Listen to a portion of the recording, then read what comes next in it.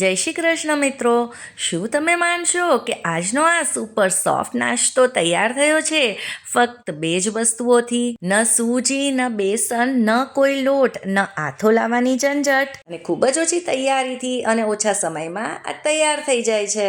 અને જો હજી સુધી તમે મારી ચેનલને સબસ્ક્રાઈબ ન કરી હોય તો જરૂરથી કરજો આવી અવનવી રેસિપીઝ માટે. તો મેં જેમ તમને વિડીયોની શરૂઆતમાં જ કહેલું કે આજની રેસિપી ફક્ત બે જ વસ્તુઓથી તૈયાર થવાની છે. તેમાંની પહેલી વસ્તુ છે ચોખા. તો અહીંયા મેં 2 કપ ચોખા લીધેલા છે. આજની આ રેસિપીમાં તમે બાસમતી ચોખા સિવાયના કોઈ પણ ચોખા લઈ શકો છો. તો તમે જીરા સાઈ, કણકી, ખીચડિયા કોઈ પણ ચોખા આમાં વાપરી શકો છો. તેનું રિઝલ્ટ વધારે સારું મળશે. ચોખાને 2 થી 3 વખત ધોઈને ગરમ પાણીમાં 1 કલાક માટે પલાળીને રાખી દેવાના છે. તો તમે 1 કલાક પછી ચોખાને ચેક કરશો તો આનો દાણો આસાનીથી આ રીતે નખથી તૂટી જશે. એટલે આપણા ચોખા સરસ રીતે પલળી ગયા છે. તો જો તમારી પાસે સમય ઓછો છે તો તમે એકદમ જ ગરમ ઉકળતા પાણીમાં આને અડધો કલાક માટે પલાળી દો.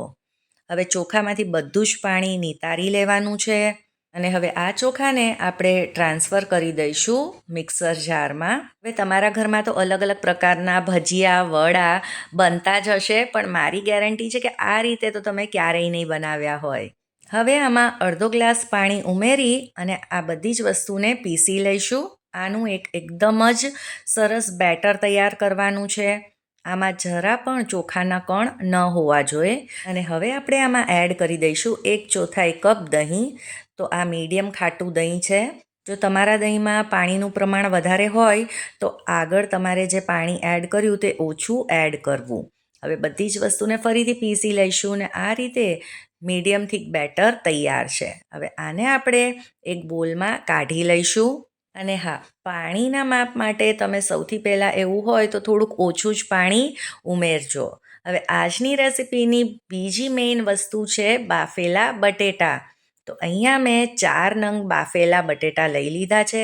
આ મોટી સાઇઝના બટેટા છે અને આ રીતે મોટા પીસમાં જ કટ કરી લીધા છે.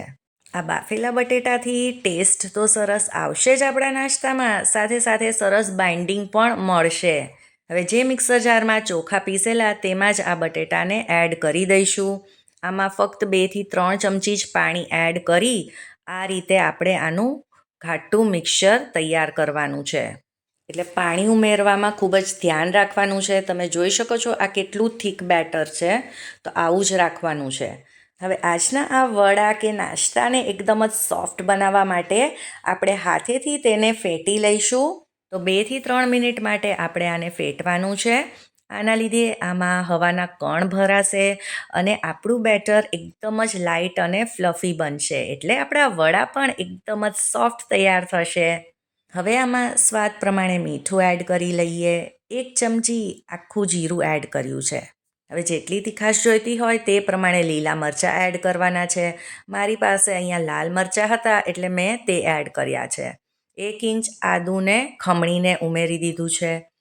હવે થોડાક લીમડાના પાનને પણ આ રીતે કટ કરીને એડ કરીશું. તેનાથી સરસ ટેસ્ટ આવશે. હવે જે ચોખા અને બટેટામાં પાણી એડ કરેલું તે સિવાય આમાં બિલકુલ પાણી નથી ઉમેર્યું. તો તમે જોઈ શકો છો 1 ગ્લાસમાંથી લગભગ પોણા ગ્લાસ જેટલું પાણી એડ કર્યું છે. હવે આમાં લીલી કોથમરીનો ટેસ્ટ ખૂબ જ સરસ આવે છે એટલે આમાં મેં ઘણી બધી લીલી કોથમરી પણ એડ કરી દીધી છે.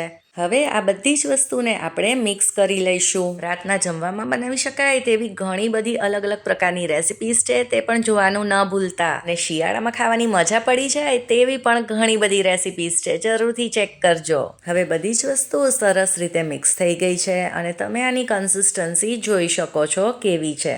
આપણું બેટર રેડી છે. આપણે તેને ફેટેલું એટલે તે સોફ્ટ જ બનવાનો છે નાસ્તો. તોય છતાં 1 ચપટી જેટલો જ હું આમાં બેકિંગ સોડા એડ કરું છું, વધારે નહીં. અને તેને એક્ટિવેટ કરવા થોડુંક પાણી એડ કરી આપણે હળવા હાથે આને એક વખત મિક્સ કરી લઈશું. હવે બેકિંગ સોડા કે પછી ઈનો કંઈ પણ એડ કરી શકો છો અને આ એડ કરવું પણ ઓપ્શનલ છે. તેના વગર પણ તમે આજનો આ નાસ્તો તૈયાર કરી શકો છો. હવે આપણે એક બાજુ ગેસ ઉપર તેલ મૂકી દીધેલું ગરમ કરવા. તેલને એકદમ જ સરસ રીતે ગરમ કરવાનું છે, આ રીતે થોડાક ધુમાડા નીકળે ત્યાં સુધી. હવે ગેસની ફ્લેમને હાઈ જ રાખવાની છે અત્યારે. અને આમાંથી નાનો નાનો આ રીતે ભાગ લઈ નાના આમાંથી વડા તૈયાર કરવાના છે. અને હવે આ તેલમાં આપણે આ વડા એડ કરતા જઈશું. હવે ગેસની ફ્લેમ થોડીક વાર એટલે હાઈ રાખવાની છે કે જ્યારે આપણે વડા એડ કરીએ તો તે એકબીજાને ચોંટી ન જાય. હવે બાળકોને દરરોજ કંઈક ને કંઈક નવું જોતું હોય છે જમવામાં કે પછી નાસ્તામાં. તો આ રેસીપી તમે ગમે ત્યારે બનાવીને તૈયાર કરી શકો છો. હવે ફ્લેમને મીડિયમ કરી દીધી છે અને જો કોઈ વડા ચોંટી ગયા હોય તો આ રીતે તમે ચારાની મદદથી તેને છૂટા પાડી શકો છો. હવે આ વડાને આપણે ફેરવતા જઈ બધી બાજુથી સરસ રીતે તળાવા દઈશું જ્યાં સુધી હલકો સોનેરી કલર નથી આવી જતો. આ વડાની ખાસિયત એ છે કે આને તળાતા પણ વધારે સમય નથી લાગતો અને અંદરથી કાચા રહેવાનો પણ પ્રશ્ન બિલકુલ નથી રહેતો, જેવું બીજા ભજીયા કે વડા તળતી વખતે થાય છે કે ઘણી વખત તે કાચા રહી જાય છે અંદરથી. તો આ તળાઈને તૈયાર થઈ ગયા છે. તો આવી જ રીતે બધા જ વડાને તૈયાર કરી લઈશું. હવે આ નાસ્તો તમે લીલી ચટણી, ટોપરાની ચટણી કે પછી ટોમેટો સોસ સાથે એન્જોય કરી શકો છો.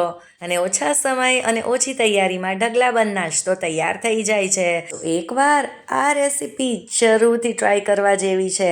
તમારા ઘરમાં નાના મોટા બધાને ખૂબ જ પસંદ આવશે. આજની આ રેસીપી જો તમને થોડીક પણ પસંદ આવી હોય તો તેને લાઈક કરજો, તમારા ફ્રેન્ડ્સને ફેમિલીમાં શેર કરી દેજો અને મારી ચેનલ ચાર્મીસ ગુજરાતી રસોઈને જરૂરથી સબસ્ક્રાઈબ કરજો. મળીએ ફરી નવી રેસીપી સાથે. સૌને જય શ્રી કૃષ્ણ.